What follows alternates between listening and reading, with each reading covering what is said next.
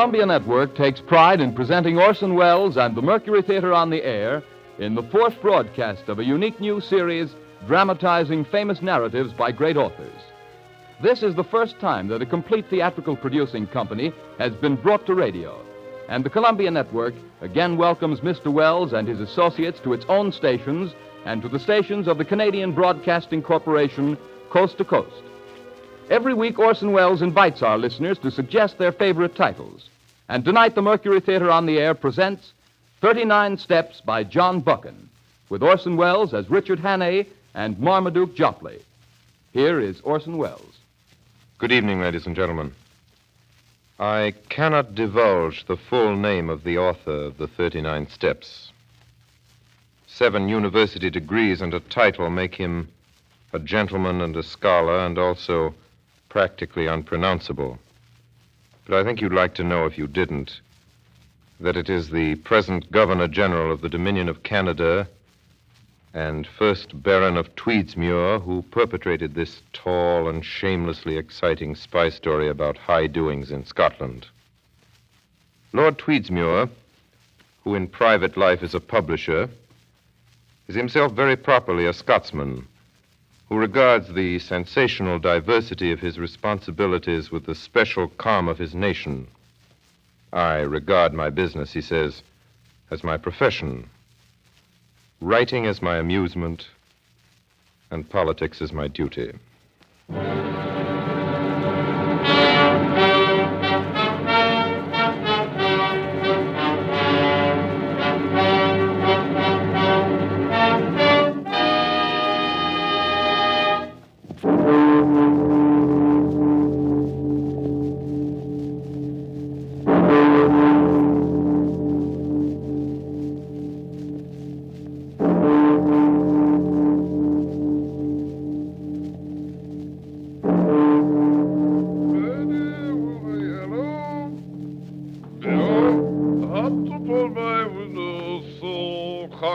Shining head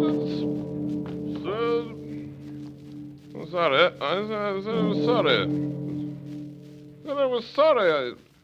Chap, can't do more than that. Excuse me, I'm a bit boiled. Just one bottle too many. Just one bottle. What's your name? I say, old fellow. What's your name? All right. Stand there in the street and don't answer. I never saw you before in my life. Birdie with a yellow bill hopped upon my window, so good night. I say good night, old fella. Hey, you in the bowler. You're the bowler hat. Good night. Cocked his shining head and said, oh, the door's open. Hannay, Richard Hannay. To see. Richard Hannay, to see. Richard Hannay, to see. To see. Richard Hannay. Hannay, wake up. Wake up, it's Marmaduke. Good old Marmaduke. Marmaduke the early worm. Wake up, going to Scotland. Remember, for the shooting. Good old shooting. Sorry, fishing. Good old fishing. I think I can early start. I say, Hannay.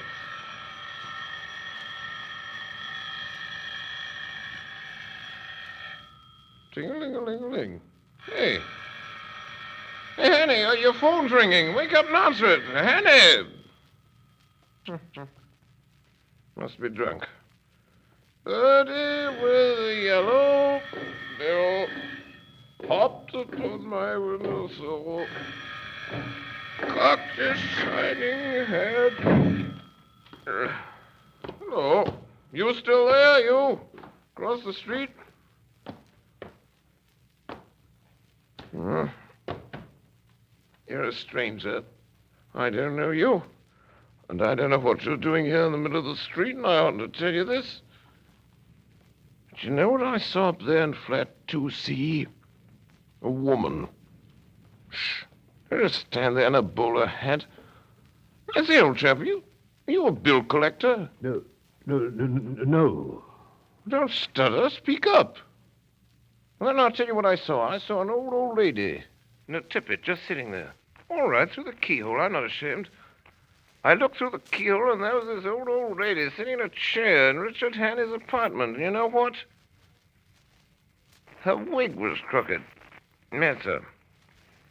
And the phone kept ringing. And she didn't answer it. She just sat there. She just sat there. With her eyes open.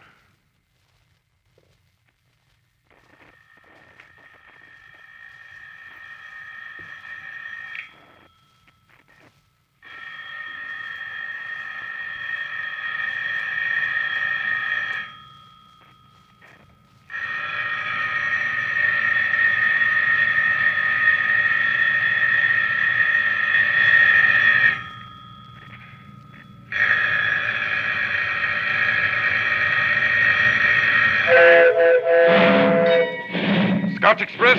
I'm sorry, sir, your missus is just putting out, sir. You won't make it, sir. Hey, ticket! Ticket! Hey, ticket, sir!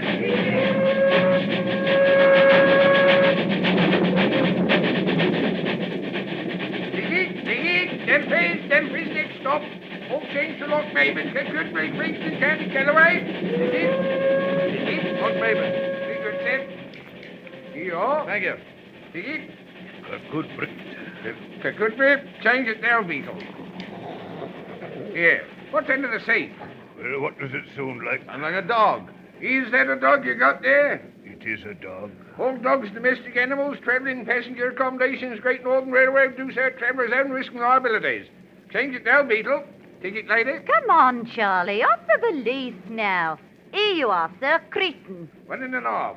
How old are you, Sonny? Charlie's 7. Just turned 7, ain't you, Charlie? You're a big boy, Charlie, for your age. Cretan, 1.5. Ticket. Thank you. They do sprout up, don't they? Mind the lollipop now, Charlie. Ticket. I'm sorry. I haven't got one. Here now. What is this? Sorry, I didn't have time. I had to run to make it. Oh, all right, sir. Where to? Where to? Newton Stewart. 8 and 4pence. Here you are. 8 and 4pence out of 10 and 6pence penalty for purchase a ticket while in transit. Right, Charles, sir? Thank you. Here, stow it, Joe. Down with you, Chuck. Down. I can't see why passengers have to put up with that sort of thing. And the leash now, mind, or out he goes. Ticket? Now then, Charlie, now then. Don't give your lollipop to the doggy. Down, Chuck. Trains are overcrowded as it is without bringing in a lot of smelly brutes, I must say. Excuse me, sir, while I open the window. Very well. Some people are never satisfied. Never you mind, Charlie. The dog is man's truest friend. Never mind what anybody may say. All right, lady, all right. I consider myself ticked off. And always remember, Charlie, that a man who doesn't like a dog is no friend of yours. You can be sure that Richard Annie didn't keep a dog. Not him, the murderer. No man as would do in a poor old lady through the art in his flat would keep a dog. No, Charlie. Down, Chuck. Down. Curious case, that Portland Place murder affair, isn't it, sir? I'm dread about it. You know, I'm always interested in a good murder. Here we are, sir. Leeds Guardian Chronicle, special edition. I haven't seen this one myself yet. Shocking occurrence in Portland Square. Milkman's story. Annie disappears. Seen at St. Pancras. Hello? Here's out one. Why, look at this, sir. Yes? There's reason to believe that the suspect, Richard Annie, is headed north of the Tweed. Scotland Yard is searching all Great Northern trains. I say, Great Northern? Why, that's us. Oh, shut your gab. What you trying to do, frighten the kiddie? All right, lady, sorry. It may be he's sitting here the new, in this very compartment among us, and the blood of the slain not dry on his hands. Doon, Chuck. Well, we'll soon settle that. Here it is. Middle height, hair brown, eyes blue, mustache, about 35, wearing a grey tweed suit. Let's look at his picture now. Here it is. Turn to page 17.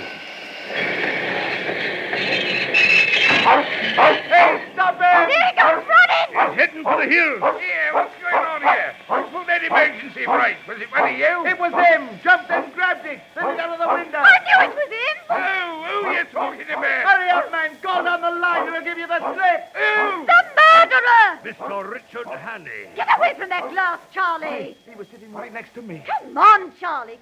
Get away now. Oh, I'll give your nice lollipop to one of these gentlemen here.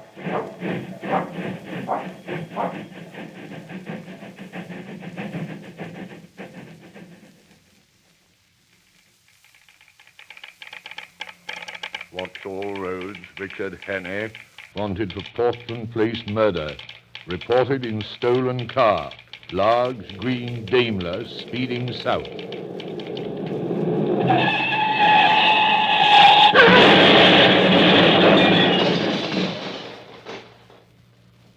Scotch and soda, sir. Is that the best thing you can suggest, Sullivan, for a man who's barely escaped with his life from a motor accident? Brandy and soda, sir. Drove right through the hedge, he did, Sullivan.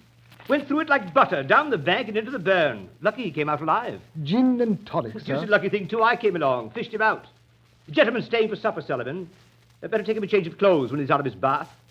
His things were badly torn up. Not a pleasant thing to turn over 3 times in a Daimler Phaeton, Sullivan. He's done with his bath. I laid out the blue serge, Sir Harry. Oh, good work, Sullivan. Tell cook there'll be 2 for supper. She has been so informed. There is still one question unsolved, Sir Harry. Yes, Sullivan. As you observed, sir, the gentleman has just been in a motor car wreck. Of course. Oh, of course. Make it whiskey, Sullivan. Very good, sir. Oh, well, hello there. I say hello. Oh, I say that's quite a neat fit. You look better in that blue serge than I ever did, doesn't he, Sullivan? Yes, Sir Harry. You're staying to supper, old man, I hope. Sullivan tells me it's pheasant. My name is Parkhurst. Parkhurst. We haven't introduced ourselves. I think you ought to know that you have in your house the man who is wanted for the Portland Place murder. What's that? My name is Richard Hannay. Sullivan? Yes, sir. Your duty is to send for the police and give me up. I don't think I'll get very far. There'd be an accident, and I'll have a knife in my ribs an hour or so after sunset. Nevertheless, it's your duty as a law-abiding citizen. Why, you don't look like a murderer to me. Does he, Sullivan? No, Sir Harry. I'm not. The fact is that 3 days ago, a man was found dead in my flat. Oh, I say, old fellow. Sullivan. Yes, sir. Mr. Haney says a man was found dead in his flat. Murdered, Mr. Harry? Murdered. The Portland Place murder, Sir Harry. Yes, Sullivan. A man, Mr. Haney? The victim of the Portland Place murder, Sir Harry, was a woman. It was a man. Oh, now look here, old fellow. The press, Sir Harry, is very clear on this one point. The victim was a woman. An old woman, wasn't it, Sullivan? It was, sir. An old woman. The body that was found in my flat on Tuesday morning was the body of a man named Nathan Skoda. Sullivan. Yes, Sir Harry. The whiskey, Sullivan. Very good, sir. And Sullivan? Yes, Sir Harry. Bring 2 glasses. Well, here it is. Here's the whole story. My name is Richard Hannay. I was a mining engineer in Rhodesia and Bulawayo. I made my pile and came back to England 3 weeks ago. Well, last Monday night I got back to my flat about 10 o'clock. I live in a new block behind Portland Place. There's a porter in the building who leaves around 9. As I came up the stairs, I heard my phone ringing. Hello? Hello? Hello? Hello? That call was for me. What in heaven's name? Close the door. Quick. Is it locked? Yes? I'm very sorry. It's great liberty, I know. Breaking in this way, but I need help worse than any man ever needed it. Can I count on you? It depends. You see, I have an idea. By this time tomorrow, I shall be dead. That's what he told me the minute he got in the door. The little man was scared stiff. I could see that. He carried a parcel under his arm, a brown paper parcel, and there was a trickle of blood on his left hand from a fresh cut across the knuckles. There's going to be a war. Now, wait a minute. That's what he told me. A war. And this war is going to come as a great surprise to Britain. Somebody's going to be murdered. He told me this Thursday, remember, Thursday night. In London, On July 14th, that's 6 days from now, 3 days, I mean. A fellow called Carolitis, the Greek premier. He's booked. Nothing on earth can save him. But that's just a beginning. According to what this fellow told me, Carolitis isn't important, not in himself. It's what comes after he's dead. On July 15th, the chief of the French General Staff will be in London. On that day, the British Admiralty is to give him complete statement of the disposition of the entire British fleet on mobilization. At least I gather it's something like that, something uncommonly important. Now then, on the 15th of July, there will be others in London. I don't know who. He had a name for them. A name of some... He called them the Black Stone. But somehow this information, those secrets about our fleet destined for France, will be diverted into their hands on that day, July 15th, and will be used, remember, a week or two later against England by our deadly foe with great guns and swift torpedoes, suddenly in the darkness of a summer night. I know you don't believe this. I didn't when he told it. I do now. Well, I noticed that while this man Skoda was talking, he kept fingering a little black notebook which was full of writing, some sort of code it looked like. You may believe me or not, just as you please. But there it is. This is the fellow speaking, the fellow with the brown paper parcel and the cut across his knuckles. This is what he said. I've worked months, years for this information. I got the first hint nearly 2 years ago in an inn on the Achensee in Tyrol. I collected my other clues in a fur shop in the Galician quarter of Budapest, in a strangers' club in Vienna, in a little bookshop in the Recknitzstrasse in Leipzig. I completed my evidence 10 days ago in Paris. And until yesterday, I thought that I had worked unobserved. Don't answer it. Don't answer it. It's for me. It's those men calling to see if I'm here. Don't answer it.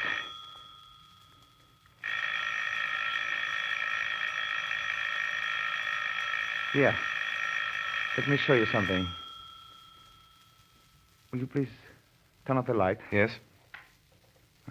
Come to the window. Look. Down there. Well, I looked. For a moment, I saw nothing but the deserted street below. Then I noticed a man in a bowler hat standing in a doorway across the street.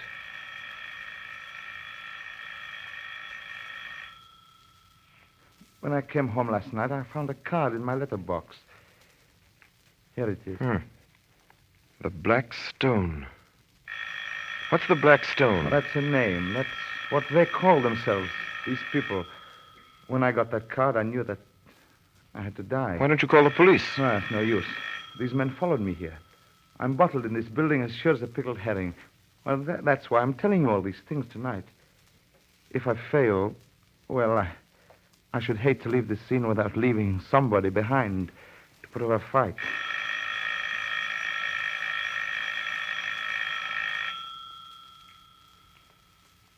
Well, I still didn't know what to make of the little chap, and it was getting late. So I made him a bed in my smoking room. Good night. Good night. And in case I'm not here in the morning, I haven't the privilege of your name, sir, but let me tell you, you're a white man. Oh, I say, before you go to bed, I'll thank you to lend me a razor.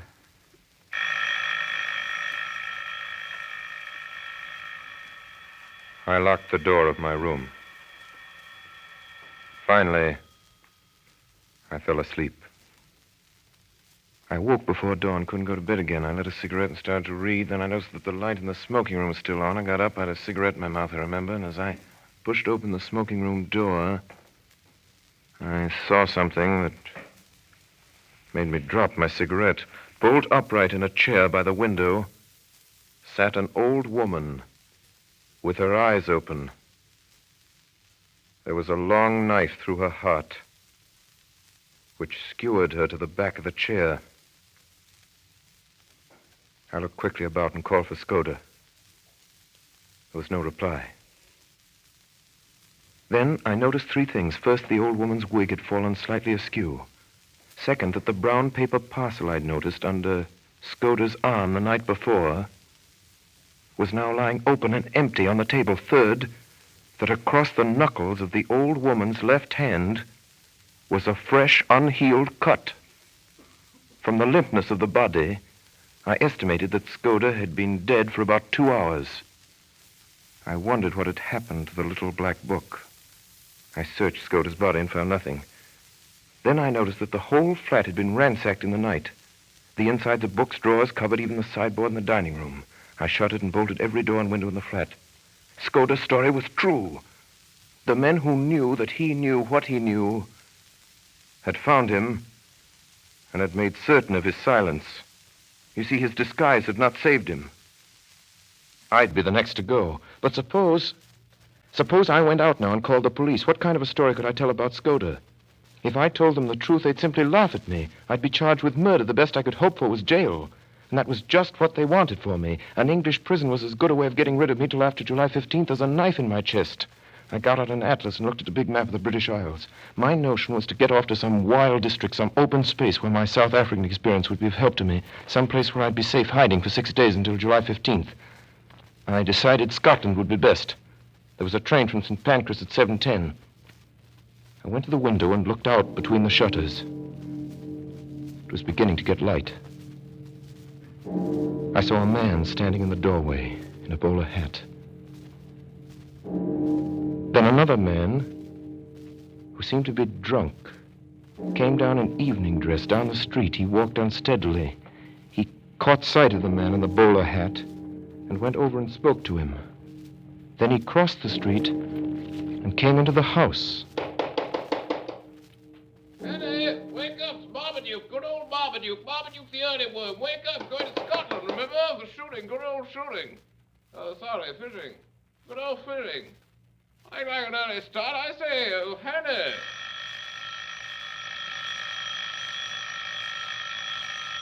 Ting-a-ling-a-ling-a-ling. Hey, Henry. Henry, your phone's ringing. Wake up and answer it. Henry. Must be drunk. 30 with a yellow bell hopped upon my windowsill. Rock its shining head.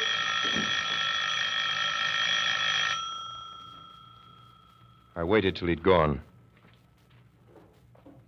I put a pipe in my pocket and filled my pouch from the tobacco jar on the table by the fireplace. As I poked into the tobacco, my fingers touched something hard, and I drew out Skoda's little black book. Somehow that seemed a good omen. I went out into the street, past the doorway, past the man in the bowler hat, and at 7:10 I was at St. Pancras Station. Scotch Express? Sorry, sir, you missed it. She's just pulling out, sir. You won't make it, sir. Hey! Ticket! Ticket! Hey!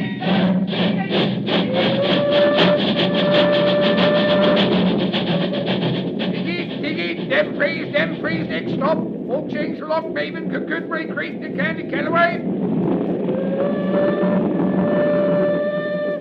10 hours later, between Dalbeath and Newton Stewart, I pulled the emergency cord and jumped off the train. Stop it! There he goes running! The murderer!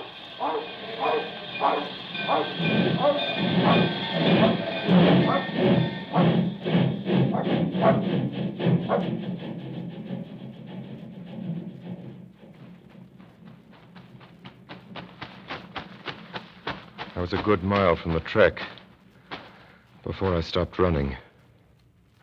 The moor was all around me.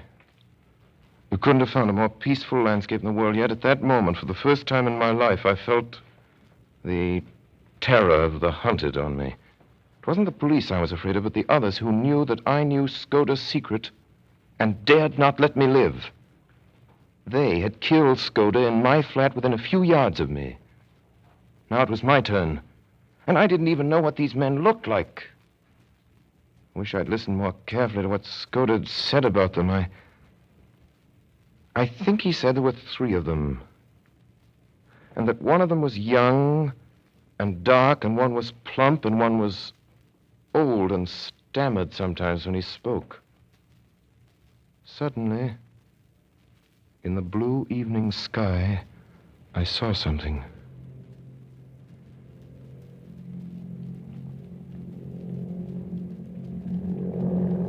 Low down in the south, a monoplane was climbing into the heavens. I was as certain as if I'd been told that that aeroplane was looking for me.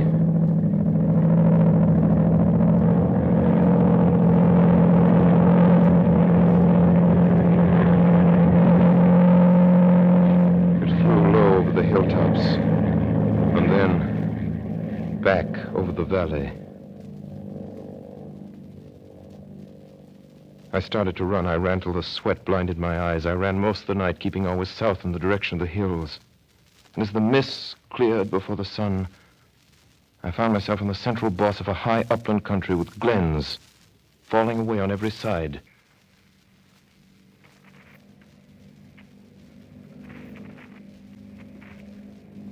Then I saw the monoplane again,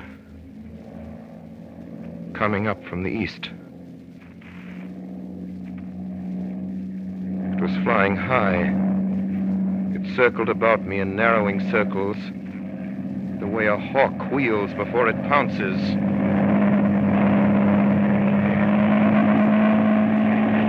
Now it was flying quite low. The observer on board caught sight of me. I could see him looking at me through glasses. No. Now it was speeding eastward again till it became a speck in the blue morning. My enemies had located me. The next thing would be a cordon around me. There wasn't enough cover on the whole moor to hide a rat. I tossed a coin, heads right, tails left. It fell heads, so I turned north.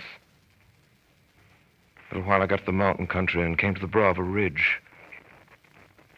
Way down a slope a couple of miles away, several men were advancing like a row of beaters at a shoot. And it may have been my imagination, but I thought I saw figures, 1, 2, perhaps more, moving in a glen beyond the stream. I looked down into the valley. There were men below. Police, they looked like. Not more than a quarter of a mile off, spaced out on the hillside like a fan beating the heather. Hey, Joe! Hey! There he is! Hey, Joe! There he is! Where? Up there! Do you know him? Yes, that's him! You are listening to the Columbia Network's presentation of Orson Welles and the Mercury Theater in John Buchan's 39 Steps. We shall resume the story in a moment. This is the Columbia Broadcasting System.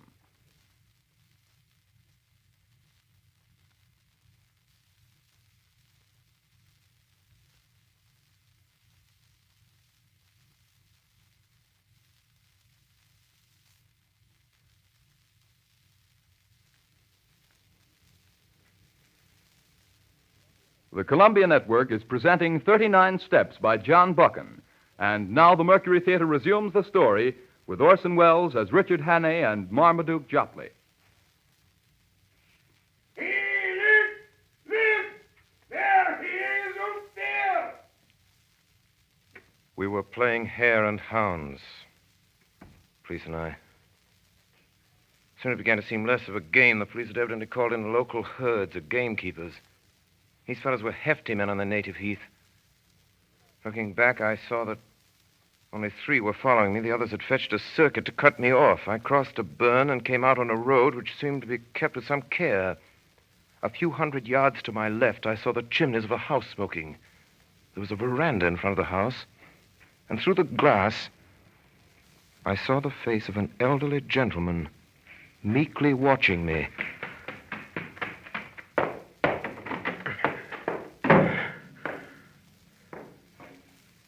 Seem in a hurry, my friend. His face was round and shiny, like Mr. Pickwick's, and the top of his head was as bright and bare as a glass bottle. Through the window could be seen some figures, half a mile off. Oh, I see. Fugitive from justice, eh? Well, we'll go into the matter at our leisure. Go into my study. You'll see 2 doors facing you. Take the one to the left and close it behind you. Close it tight. I did as I was told. I was in a little dark chamber that smelled of chemicals. I wasn't any too happy. There was something about the old gentleman which rather terrified me. He'd been too easy and ready. Almost as if he'd been expecting me, and his eyes had been horribly intelligent. All right. You may come out now. Have they gone? They have gone. I convinced them that you had crossed the hill. I do not choose that the police should come between me and one whom I'm delighted to honor. He smiled gently and nodded to the door behind me. I turned and saw two manservants who had me covered with pistols. This is a lucky morning for you, Mr. Richard Hannay. Hey, what's going on here? And who are you calling Richard Hannay? My name's Ainsley. So? Oh, but of course you have many names. We won't quarrel about a name, Mr. Hannay. And now I suppose you're going to give me up after all. And a low, dirty trick, I call it. By God, I wish I'd never seen that cursed money. Here it is, and be damned to you. You are a clever actor, Mr. Hannay, but not quite clever enough. Oh, no, I shall not give you up. My friends and I will have a little private settlement with you tonight. Ah, for God's sake, stop jawing. Everything's against me. What's the harm in a poor devil with an empty stomach picking up some money he finds in a lost pocketbook? That's all I've done, and for that I've been chivied for 2 days for these blasted bobbies over these blasted hills. I could see a dawning of a doubt in his mind.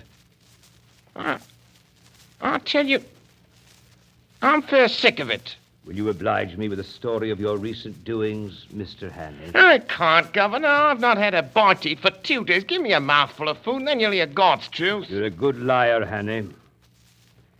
But I do not propose to let you go. If you are what you say you are, you will soon have a chance of clearing yourself. If you're what I think you are, I do not think you will see the light much longer. Hearing, sir. In der Außen einschließen, bis Sie zurückkommen? Ja. I want the Daimler in 5 minutes. There will be 3 to dinner. Goodbye, Mr. Hannay. We will meet again tonight. I marched out of the room with a pistol in the small of my back. They locked me up again in the small, dark chamber that smelled of chemicals. It was as black as pitch. Well, I made out that the walls were lined with boxes and barrels and sacks of some heavy stuff. The old boy had gone off in a car to collect his friends. He'd be back soon. The plump one and the dark, thin one. As I figured it out, I had just about 2 hours longer to live, and I thought of Skoda, dressed up like an old woman, sitting in that chair by the window in my flat with his eyes open. I got up and started moving around the room again. I found a handle in the wall, the door of a cupboard of some sort, and in that cupboard there were bottles and cases of queer-smelling stuffs and coils of fine copper wire. There was a box of detonators and a lot of cord for fuses. Also half a dozen little gray bricks. I took up one and smelled it and put it in my tongue. I've been a mining engineer for nothing. I know lead tonight when I see it. It was a risk. But if I didn't take it, I'd probably be occupying a 6-foot hole in the garden by evening anyhow. So, took a quarter of a lentonite brick and buried it near the door, and then I got a detonator and a couple of feet of fuse. And then I lit a match.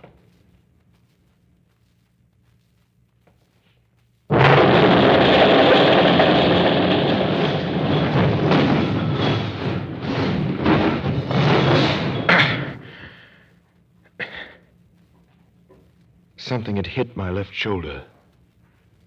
There was a poisonous yellow fog all around me. Somewhere behind me, I felt fresh air. I started to run. I ran. Much later, in a clearing on a hillside, I saw a small stone building with a tower. The door was open. It was dark and cool inside. I staggered in and sat down on one of the benches. The pain in my shoulder was unbearable. Then I heard steps coming down the path. I found a small door in one corner and narrow stairs running up to the tower. I went up. Now, most of the top of this tower was taken up with bells. But there was a small ledge outside just wide enough to lie down on. I heard a man downstairs below me in the tower.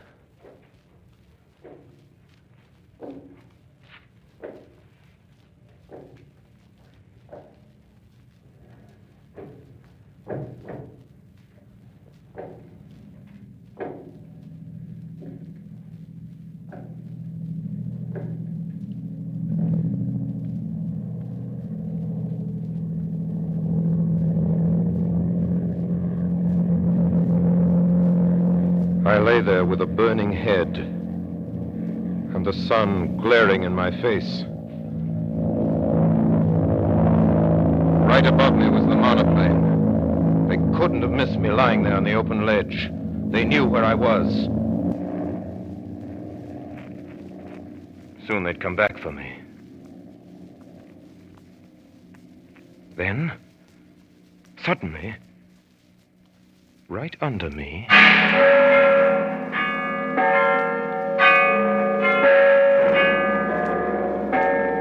bells, and presently up the hillside, little dark knots of men began to appear. They came slowly, dozens of them, all moving towards me, slowly advancing, closing in on me. I was too sick to move. I lay there waiting for them to come and get me. Now they were in the building below me. In a few seconds, they'd be up the stairs. I waited, and no one came. I lay there waiting.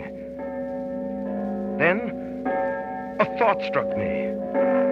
Skoda had been murdered on Thursday night, 4 days ago. Thursday, Friday, Saturday, 4 days. Then these men, coming up the hills, in little dark knots, in black, slowly advancing, closing in on me, were not my enemies. They weren't after me. They didn't even know I was there. They were peacefully walking to church with their families. It was Sunday.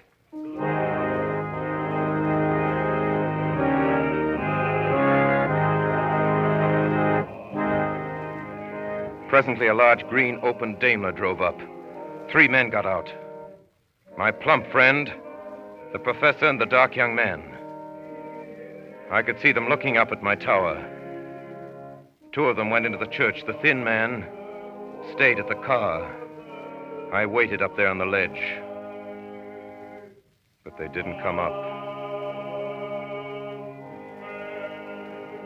They left me there. Oh, most omnipotent and merciful God, we pray thee. The service had just begun. In thy divine goodness and pity. That gave me about an hour. Now, there was an old iron drain pipe running along the corner of the tower. It didn't seem particularly solid. Besides, I was in full sight of the man in the car. At that moment, it started to rain. The man in the car looked up at the sky. He turned his collar, then he shrugged his shoulders, got out of the car, and went into the church.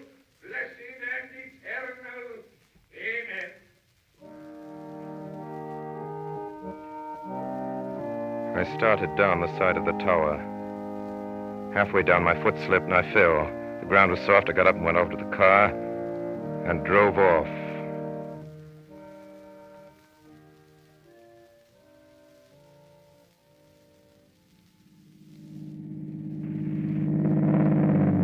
I drove that Daimler for all she was worth. It was risky driving with my right arm out of action. But I drove on south, downhill into the valley. The road was full of sharp curves and shiny under my headlights and very slippery.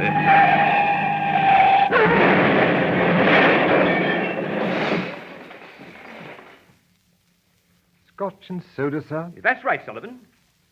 Mr. Haney, I may talk like an ass most of the time, but I can size up a man.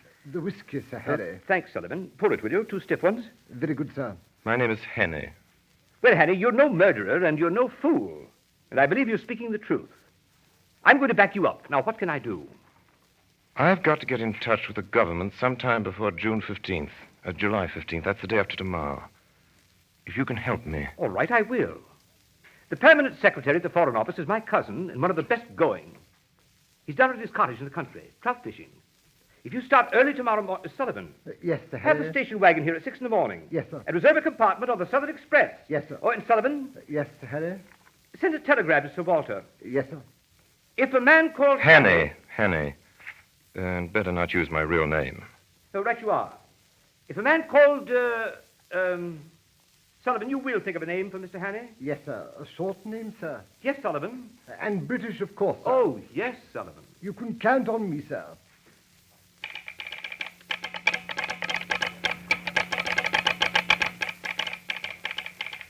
Sir Walter Bullivant, Kennet near Arton's Well, Cambridgeshire.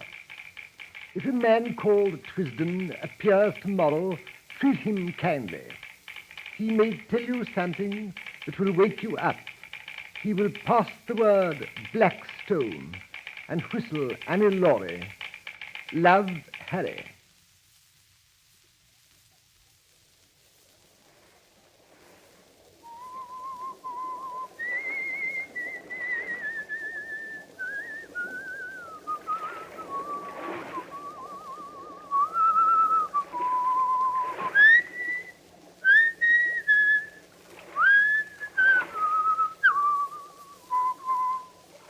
Little stream, isn't it?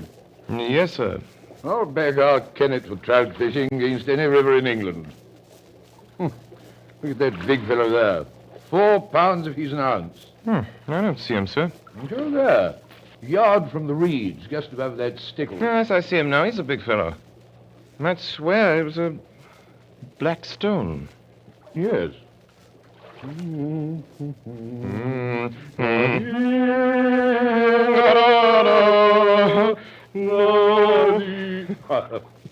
Twisden's name, isn't it? No, I mean to say, yes, sir. A wise conspirator that knows his own name. You're Sir Walter. I am. Now then, Mr. Henney, my cousin promised you'd tell me something that would wake me up. I'm ready.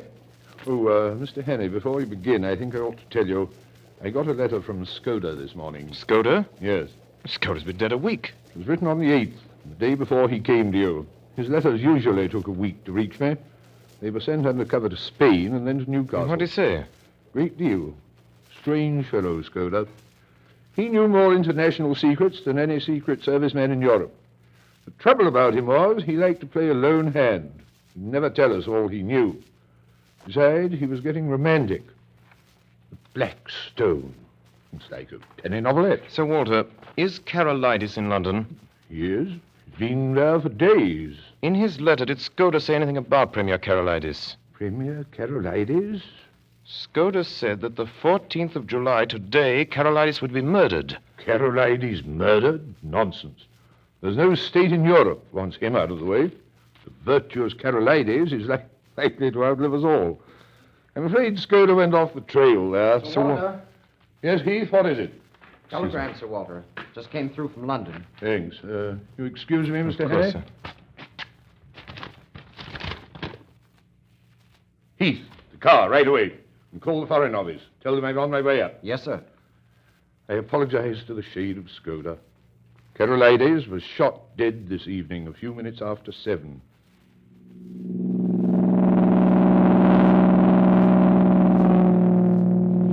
It begins to look like war, Mr. Henney. What about our naval plans, Sir Walter? You know what Skoda said about them? He said tomorrow, July 15th. We're taking no chances, Mr. Henney. General Dufour, chief of the French General Staff, arrived in London at 5 today. He dines with the Prime Minister, and then he goes to the Foreign Office, where 4 people will see him. Whittaker from the Admiralty, myself, Sir Arthur Drew, and General Winstanley. Lord Stirling may be there. But you never know about him. He gets more erratic every day. At the Foreign Office, General Dufour will get a certain document from Whittaker. After that, he'll be motored to Portsmouth, where a destroyer will take him to Havre. He won't be left unattended for a moment until he's safe in Paris. The same with Whittaker, till the papers are out of his hands. And I don't mind admitting I'm horribly nervous.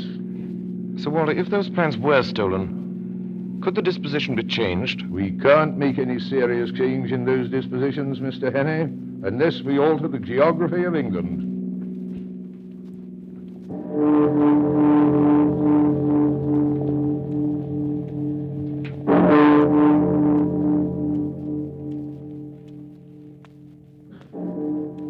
And now, gentlemen, that our meeting is over, I must ask you to give me a few minutes longer of your time. Gentlemen, I ask you to meet Mr. Hannay. How do you do, Mr. Hannay? General Dufour. Honored to meet you. Sir Arthur Drew. How do you do, sir? John Whitaker. How do you do, sir? General Winstanley. How do you do? Gentlemen, I've taken the highly unusual step of asking Mr. Hannay to attend our meeting tonight because Mr. Hannay is in possession of certain vital information which every one of us here... I'm sorry, Walter. I am a sick man. I'm going back to my bed where I belong. Good night, gentlemen. Good night, sir. Good night. Good night, Mr. Hannay. Sorry I can't stay to hear what you've got to say. Oh, and Whitaker, whatever comes up, you take care of it. Don't call me again tonight. Stop that man! Really, Mr. Hannay? I tell you to stop that man. Stop him. Mr. Hannay, I think you're forgetting yourself. I beg of you to stop him. If you won't, I will. Too late. Gentlemen, who do you think went through that door a minute ago? Lord Sterling. He did not. It was his living image, but it was not Lord Sterling. Oh, wrong. Gentlemen, have you ever known Lord Sterling to stammer? Hannay, have you gone out of your head? I tell you, gentlemen, that man who just went out was not Lord Sterling. It was someone who recognized me. Someone I've seen in the last 3 days. Nonsense. Really, Mr. Hannay, I think you have gone out of your head. That remains to be seen. So, Walter, may I call Lord Sterling's house? I'll do it. Hello? If it'll say house. Hurry, please. Hello? Yes, hello? This is Walter Bullivant. Will you ask Lord Sterling to call me the minute he gets home? What? What's that? Are you sure? I see. Thanks. Lord Sterling hasn't been out of his bed all day. He went to sleep at 6 and woke up a few minutes ago. Well, then, who was it? The Black Stone. But it's madness. Do you mean to tell me that that man came here and sat beside me for the best part of an hour, and I didn't detect the imposture? My own chief? You were too interested in other things to have the use of your eyes. You took Lord Sterling for granted. If it had been anybody else, you might have looked more closely. The thing that puzzles me is, what good will his visit here do that fellow, the spy fellow? Here are the plans right here on this table. He couldn't carry away several pages of figures and strange names in his head. Yes, he could. A trained spy has a photographic memory. You noticed he said nothing, but went through those papers again and again. Those plans were as lost to us as if he had them in his pocket. Give me the Home Office. Port Division. Have every port watched, every outgoing steamer checked. And we have not a rag of a clue. I wonder. Sir Walter, here's Skoda's little black book. It's in code, except for one sentence scroll over the last page. Skoda knew where those fellows would hide. He knew when they were going to leave the country. I wonder if in that sentence... What is it? Let's hear it. 39 steps. I counted them. High tide, 10:17 p.m. 39 steps. That is a clue, don't you see? It's the place where they're going to leave from. Tomorrow was the day. And it was someplace where high tide was at 10:17. There are at least 100 places in England where the tide's high at 10:17 tomorrow. They've gone tonight. Not they. They have their own secret plans, and they won't be hurried. 39 steps? What does he mean by steps? Dock steps. Then he wouldn't have mentioned their number.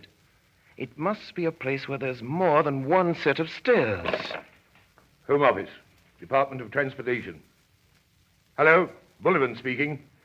I say, is there any regular steamer leaving for the continent 10:17 p.m.? Look it up. What? You sure? Thanks. There's no regular steamer sailing for the continent at 10:17 p.m. from anywhere. Then it must be a private boat in a little port. That explains why the tide's important. Hello? Give me the Admiralty. Hello? Walter Bullivant speaking. Hello, Jenkins. What places do you know along the east coast where there are cliffs, and where several sets of steps run down to the beach? I mean steps, regular staircases. What's that? Place in Norfolk? Rattlesham? A golf course? No, that's not it. No, marine piers won't do either.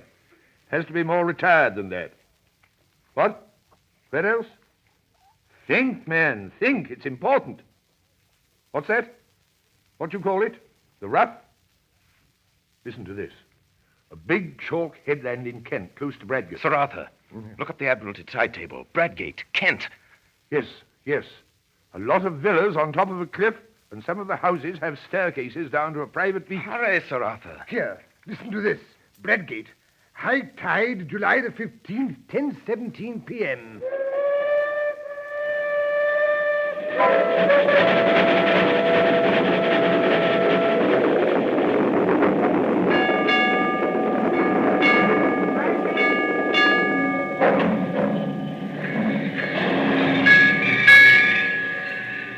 Bradgate! Bradgate, July 15th. Confidential report. Richard Hannay, Special Agent to Sir Walter Bullivant, Permanent Secretary of Foreign Office. There is a villa with 39 steps leading down to the sea. Trafalgar Lodge, it's called, sir. Belongs to an old gentleman called Appleton, a retired stockbroker. Well, here's what happened. At about 6 that evening, I saw the yacht, the foreign steam yacht. Came up from the south and dropped anchor pretty well opposite the Rough. Then, later, our British destroyer came in. At 9:30, I strolled towards Trafalgar Lodge. The Scotland Yard men would be posted around the house by now, but there was no sign of a soul. The house stood as open and public as a charity bazaar. Yes, sir? Does Mr. Appleton live here? Yes, sir. I'd like to see him, please.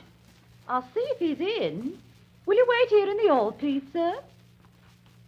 I found myself in a neat hall. There were the golf clubs and tennis rackets which you'll find in 10,000 British homes. There was, grandfather clock ticking a barometer and a print of Chiltern winning the Grand National. What name shall I say, sir? Hannay. Will you come this way, please, sir? Mr. Hannay. The old man rose to meet me. He was in evening dress. So was the plump one. The third, the dark one, wore a blue serge suit and the colors of some club or school. Mr. Hannay, you wish to see me? One moment, you fellows. I'll join you. Better go to the smoking room, Mr. Hannay. We'll stay here. I think we've met before. I guess you know my business. Maybe, sir, maybe. I haven't a very good memory. I'm afraid you must tell me your errand, for I really don't know it. Well, then, I've come to tell you that the game's up. I have a warrant here for the arrest of you three. Of arrest? Really? Arrest? Good Lord, what for? For the murder of Nathan Skoda in London on the 8th day of this month. Why, I've never heard the name before. Good heaven, you must be mad, sir. Where do you come from? Scotland Yard. Why, don't get flustered, Uncle. It's all a ridiculous mistake. Well, these things happen sometimes. Well, we can easily set it right. I can show that I was out of the country on the 8th, and Bob was down here. You were in London, but of course you can explain what you were doing. Right, Percy. Of course, that's easy enough. The 8th, last Thursday. Why, that was the day after Agatha's wedding. Let me see, what was I doing? I came up in the morning from Woking and lunched at the club with Charlie Simons. Oh, yes, then I dined at the City Hall, I remember. For the punch didn't agree with me. I was seedy next morning. Hang it all, there's the cigar box I brought back from the dinner. Think what Aunt Nellie will say. She always said you'd die of boredom because nothing ever happened to you, and now you've got it thick and strong. Why, that's wonderful. By Jove, yes, just think of it. What a story to tell at the club. Really, Mr. Hannay, I suppose I should be angry to show my innocence, but it's too funny. I almost forgive you the fright you gave me. You looked so glum, I thought I might have been walking in my sleep and killing people like Jack the Ripper. It couldn't be acting. It was too confounded genuine. Well, my heart went into my boots. My first impulse was to apologize and clear out. And yet, there were three of them. And one was old. And one was plump. And one was lean and dark, and their house fitted in with Scudder's notes, and half a mile offshore was lying a foreign yacht. There's only one thing to do, go forward as if I had no doubts. If I was going to make a fool of myself, I might as well do it handsomely. Then I remembered what old Peter Penny always told me in Rhodesia, Bescar Avenue. He told me once, talking about disguises, that barring certainties like fingerprints, mere physical traits are of very little importance. If a man really knows his business, well, he laughed at things like dyed hair and false beards and such childish follies. If a man really knew his business, if you're playing a part, you'll never keep it up unless you convince yourself that you really are the man you're pretending to be. So I walked to the door and switched on the electric light. And the sudden glare made them blink, and I stood scanning the three faces. Well, I made nothing of it. One was old and bald, one was stout, one was dark and thin. That's all I could tell. Perhaps they were the three men who had hunted me in Scotland. Perhaps they weren't. There was a silver cigarette box on the table beside me, and I saw that it had been won by Percy Appleton, Esquire, of the St. Bede's Club in a golf tournament. Well, are you reassured by your scrutiny? I make no complaint, but you see how annoying it must be to respectable people. Are you going to drop it? No. Oh, Lord, this is a bit too thick. Do you propose to march us off to the police station? I have the right to ask to see your warrant, you know, but I don't wish to cast any aspersions upon you, sir. You're only doing your duty, but you will admit it's horribly awkward. What do you propose to do? Well, I vote we have a game of billiards. It'll give Mr. Hannay time to think things over and show him there's no ill feeling. Do you play, sir? Yes, I play. Billiard room is downstairs, Mr. Hannay. Why don't you two start? We'll finish our cigars and come down later. Well, we went to the billiard room. Choose your cue, sir. Thanks. Plain or spot, sir? Spot. Chalk? Thanks. How about a few practice shots? Good work, Mr. Hannay. I'm afraid you're in for a licking, Bob. Should we start? Who'll begin? Or should we toss? What are you playing for? Shilling a game? It's all right. Heads or tails, Mr. Hannay? Heads. Heads it is. You begin. Will you mark for us, Percy? Righto. 7. That was a near one. Rough luck. 5. 8. That's all. All right, Mr. Hannay. 5. That's 13. 17. Good work. Stop at 17. Oh, Percy, look at the time. You'd better think about catching your train. Oh, yes, Percy's got to go to town tonight. I'm afraid you must put off your journey. Oh, dash it all, Hannay. I thought you'd drop that, but I've simply got to go. You can have my address, and you can have any security you like. No, you must stay. It was 5 minutes after 10. In 12 minutes, it would be high tide. Through the window, I could see the lights of the foreign yacht offshore. No bail for my nephew. That ought to content you, Mr. Hannay. Was it my fancy, or did I detect some halt in the smoothness of that voice? And then I thought of something. Mr. Appleton, when does your nephew have to be in London? Tonight. And you say you would go bail for him, Mr. Appleton? Yes, I told you I would. Well, then, perhaps if I could arrange to call Scotland Yard early in the morning... No, Mr. Hannay. It simply has to be tonight. Then I knew who he was. Front!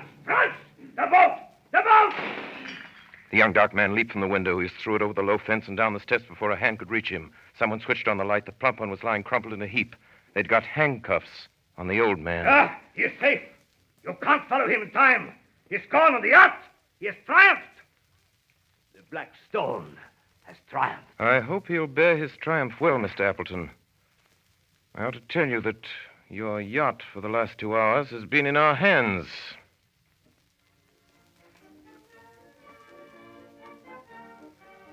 Well, Sir Walter, that's about all there is to it. That's the story. As you asked me to set it down, you know the rest of it better than I do. Skoda was right about the war, right, wasn't he? In about a week, I expect to be right in the middle of it myself. Because of my Matabidi experience, I got a captain's commission straight off. I joined my division on Thursday at Aldershot, and I understand we'll be moving straight up the front. Still, I'm afraid I had most of my excitement before I put on khaki. Anyway, goodbye, and thanks for everything. It's great sport while it lasted. Yours, very sincerely, Richard Hannay, August 8, 1914.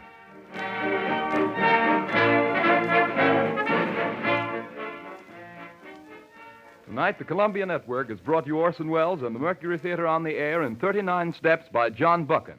We now present the star and director of these broadcasts, who tonight played Richard Hannay, Orson Welles. Ladies and gentlemen, if you missed Madeline Carroll in our stag version of 39 Steps, the young lady in the movie, in common with almost everything else in that movie, was the child of its director's own unparalleled and unpredictable fancy. If you missed anything, you must blame Mr. Alfred Hitchcock. If you were surprised by anything, you must blame us. Well, next week, the Mercury Theater, by way of an experiment, attempts a radio anthology of short stories. Until then, good night, everybody, goodbye, and see you next week.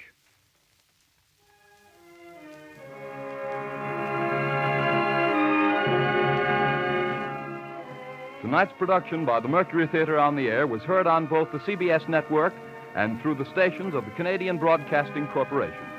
In the cast were George Coulouris as Nathan Skoda, Ray Collins as Mr. Appleton, Eustace Wyatt as Sir Walter Bullivant, Alfred Shirley as Sullivan, Edgar Barrier as Franz, Brenda Forbes as the lady in the train, and Richard Wilson and William Allen.